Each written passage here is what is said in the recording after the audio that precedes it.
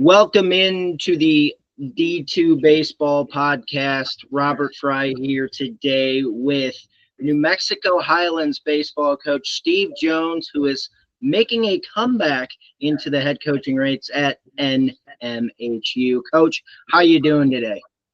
I'm doing great. I appreciate you having me on, and excited to talk a little bit about New Mexico Highlands and some of the things we have going on. And, what does it feel like to return to a program that you've led for 17 years? You know what? It is, as I talked earlier before we started, it's I've come back to Las Vegas, New Mexico a few times since I left, and every time I come back to to New Mexico, it feels like home. I felt like an occupant in the South a little bit, although I was down there 10 years, and between Texas A&M, Texarkana, and LSU Shreveport.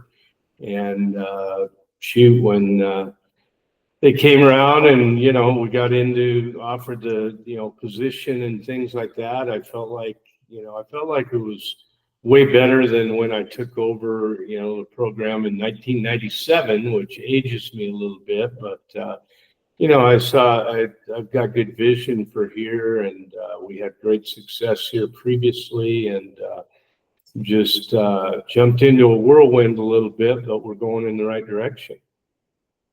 And, within that too, kind of what, if you haven't already mentioned, what was like the deciding factor to come back to Las Vegas and lead this program again? I think just I was excited that we have, new administration.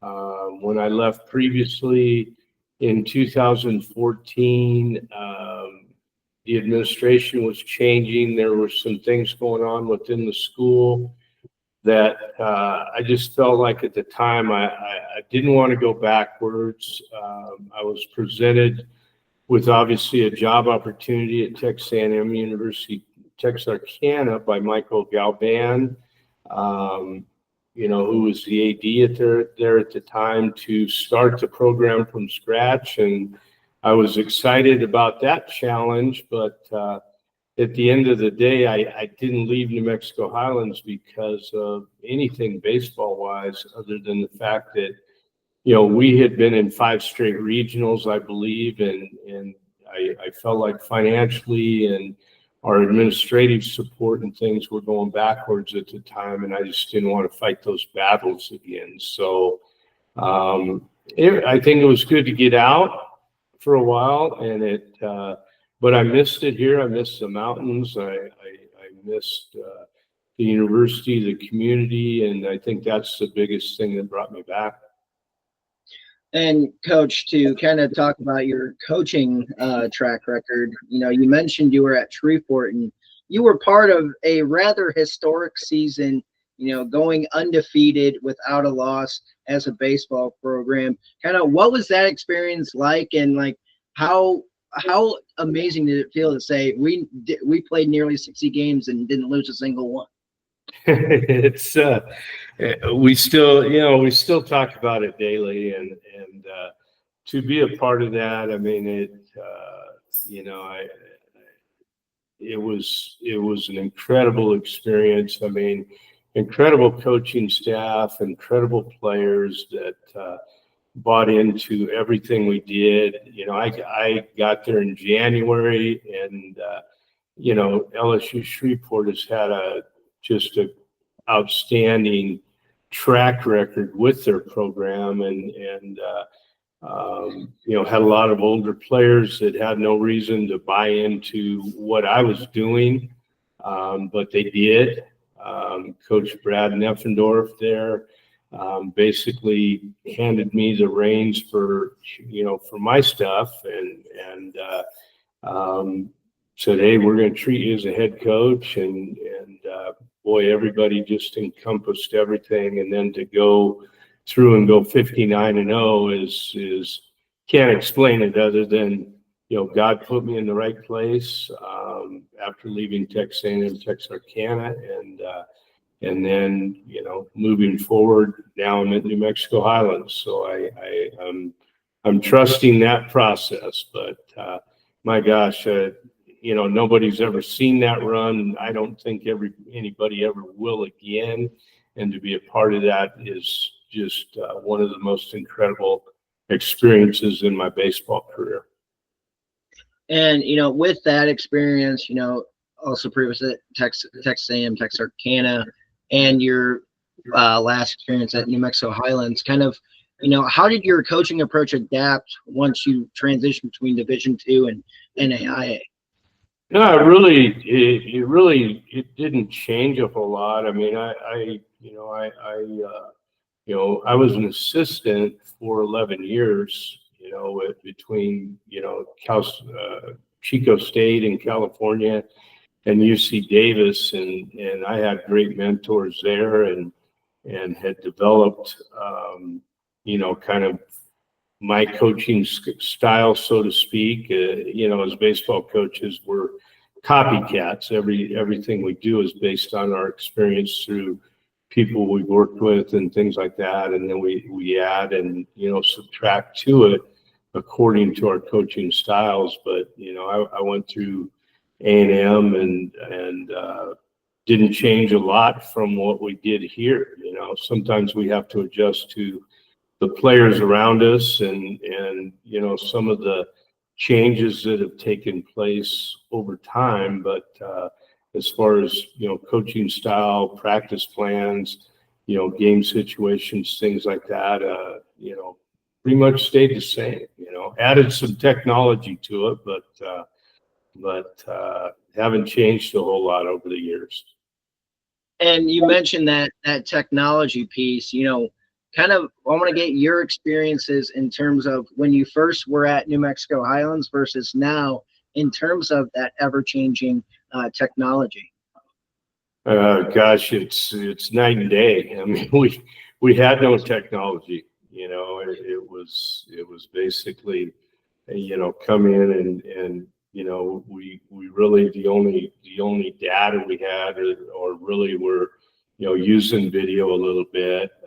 There used to be a great scouting program, very cheap. It emulated the Major League scouting program a little bit. It was called Digital Scout, and it was about, I don't know, $55 to program in, and we did it on a Palm Pilot at the time to, again, date us, and but we were able to put together great scouting reports at that time, and that was my experience with really the technology at that time. And now it's advanced into just the different things that we're doing now, and the changes in pitching philosophies and things like that. And we've had to adapt to some of that, but I'm still really a big feel guy, and we do a lot of our work, based on feel and same thing we did in the old days, and the difference the technology gives them some data.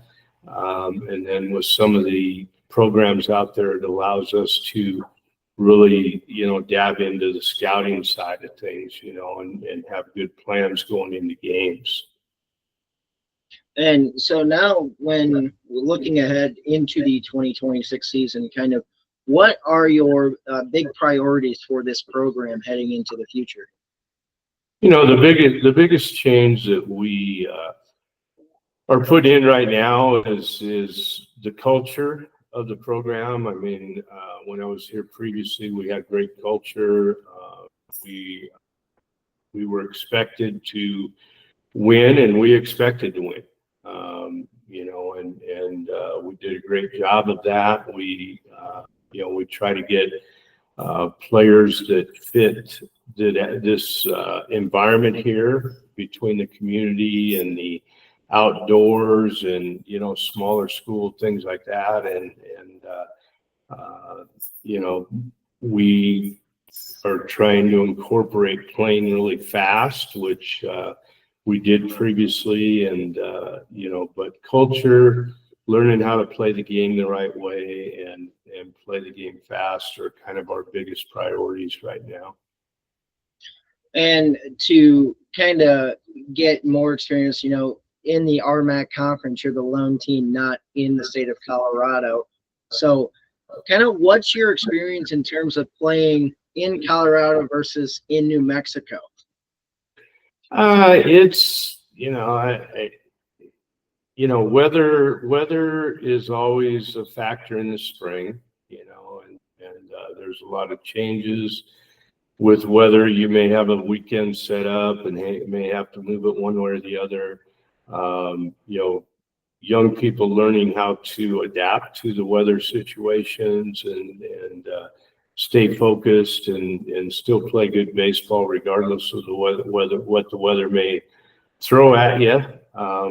Fortunately, we're in the southern end of the Rockies, and so us and Pueblo seem to not get as bad a weather sometimes. But I think the biggest adjustments is just the travel. When I first got here, we had Fort Hays State and University of Nebraska Kearney in our conference as well. So you had, 8 or 9 hours to Fort Hays, and you had 10 to 12 hours to the University of Nebraska Kearney. Now, everything's within probably 6 hours. So I think travel's a lot easier than it used to be. But it's a grind, it's 4-game series on weekends and things like that. And, we have stressed from the get-go here that, we've got to play better baseball, and not only, at the opening of the series, but that 4th game of the series. And, those are kind of the deciding factors. But as far as the difference, the only really difference is we're probably the smallest community in the conference, but we embrace that. And I think my job, as far as keeping track of players and knowing what they're doing, things like that, are a lot easier than, say, if you're coaching in, Denver or somewhere along the way there. And, kind of to reflect on some past success at New Mexico Highlands, I want to talk about the 2010 season where you were able to host a Central Regional.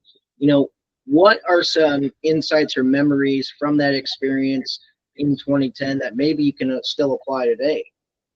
Well, I think the biggest thing with 2010 and we had some very good teams, previous to that, but the fact that we got to host was amazing. I mean, we were basically I think we were the #1 seed in the region for most of the year. We didn't have the ability to host here because we didn't have lights, and my athletic director at the time, Ed Manzanares, was reaching out to University of New Mexico, Isotope Stadium, things like that, and everybody was full. And we had, we've always had great backing from Farmington, New Mexico, where they host the Connie Mack World Series. And we threw that out there, and they embraced it. And, to my knowledge, we are the only New Mexico team, collegiate team, to host a regional. I don't think it's been done. New Mexico JC always goes into, wherever they host in Texas. University of New Mexico, I don't believe, has ever hosted a regional. So, that's in our hip pocket. And it was a good experience. If I were to do it again, from a baseball standpoint, I'd probably have rather traveled. It turned into a big job. We were in the conference tournament at University of Nebraska's Kearney, which was 12 hours away. We basically came back, did our laundry, and headed to Farmington, and got into Farmington, and pipes broke in our hotel. So even though we were the host team, we had to move about 30 miles out of town. So I think we ran out of gas, and I don't think we showed as well, but that team was special. I mean, they were tough. We were very talented. Quite honestly, we didn't have to do a lot of coaching. We had a couple of players on that team that kind of took the reins of everything. And we, one of obviously one of my most enjoyable experiences in especially my time here. And earlier on, you mentioned culture and, talk about building that culture. What do you plan to do in terms of, one, building that culture, and two, enhancing development of players, not just as athletes, but as students as well?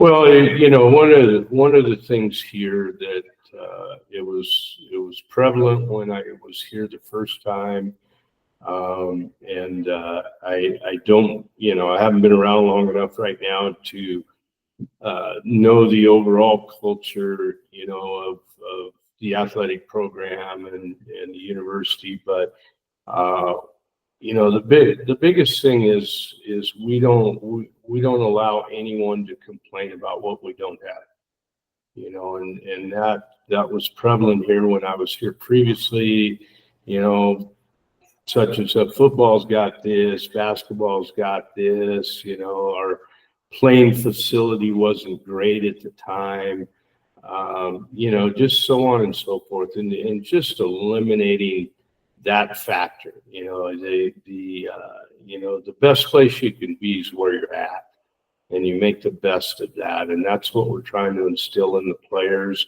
They've done a great job embracing it, and using it to our advantage. It's like, hey, we may play teams that have more things than we do right now, maybe better playing surfaces, stadiums, so on and so forth. But you know what? They got to come to our place.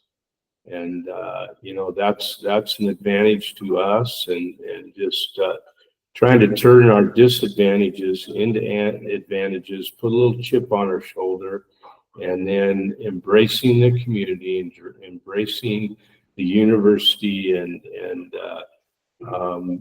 we're doing a great job of that right now. And then, since I left, they haven't won a whole lot of games, and we plan to get back where, we expect to win. We expect to compete for, to be in a regional, conference championship, regional, and World Series. And that has never changed regardless of where I've been. And we just, we've got to do a lot. We've got a lot of work to do to get in that situation this year.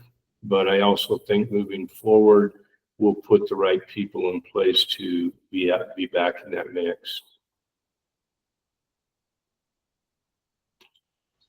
And you mentioned community, and within that, you said that they're doing a great job. What have you done, or can you expand a little bit upon that about, fostering the New Mexico Highlands community with your program? Being present. We've been out already a few times this year with community projects.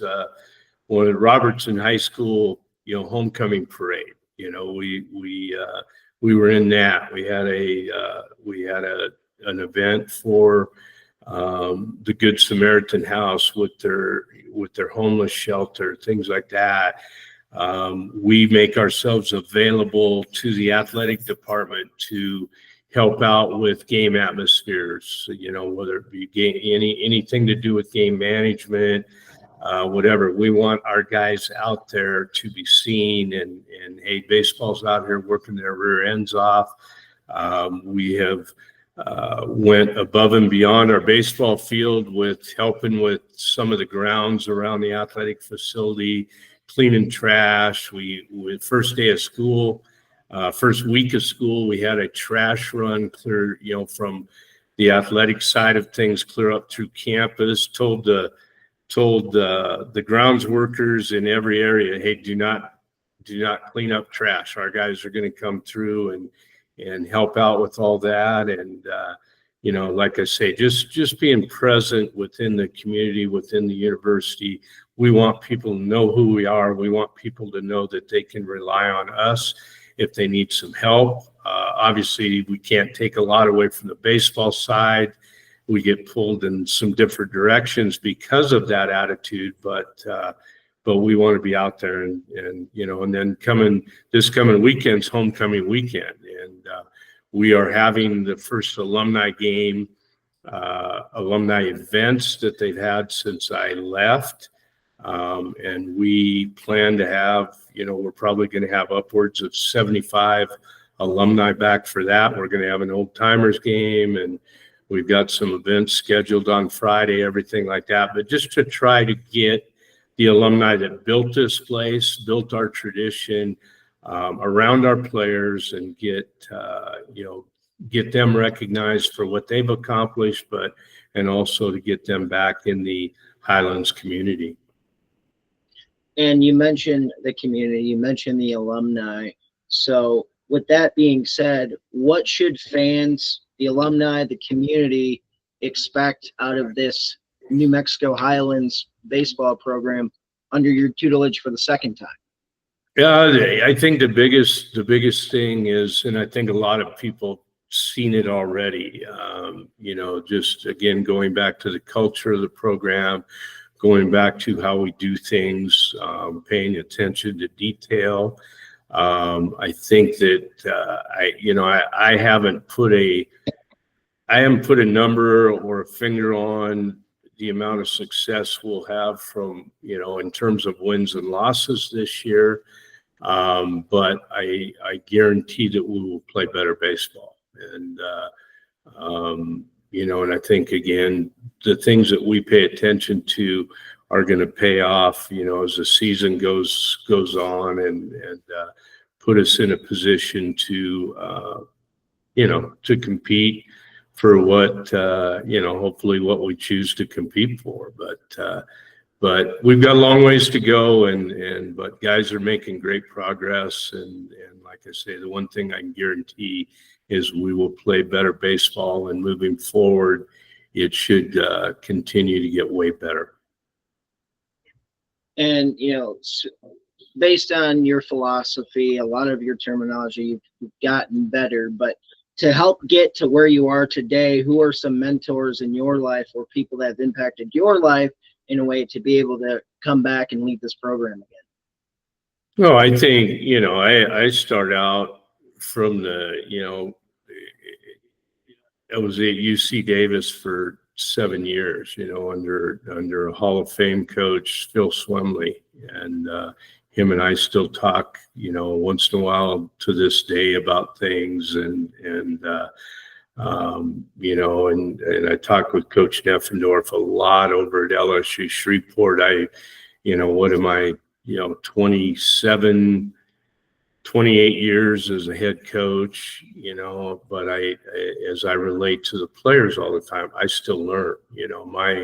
My short time at LSU Shreveport, I learned so much just about some of the things that they do that have allowed them to have great success. And we're doing some of that stuff at this point in time at New Mexico Highlands. So my coaching has always been based on me learning how to do things better, learning how to do things more efficient, learning how to communicate with players as years go by. It's a little different communicating with players today than it was, in the late 90s or the early 2000s. And, I've had to adjust some style of coaching to fit that a little better. My alumni will call me soft and everything like that, but I tell them, I've probably changed 180 degrees. I haven't changed 360 degrees, but gosh, I've got so many people out there, players that played for me or coaches that coach with me that are head coaches at various places or assistant coaches in great college programs. And, we communicate all the time, and I think they still get, some things from me, but I probably get as much or more from them to help me continue to do what I've always done. Coach Jones, we sincerely appreciate you taking out the time to talk with us and talk about the New Mexico Highlands program, and wish you nothing but the best of luck going into 2026. Well, I appreciate it, guys. Pleasure being on here, and anytime I'll be available. And that is head coach Steve Jones at New Mexico Highlands University. We'd like to give a big thank you to all of our regional tier Patreon members. We couldn't make it to the 9th inning without the support of all of you. You're the real MVPs, hitting a home run for the team every single time. Thank you.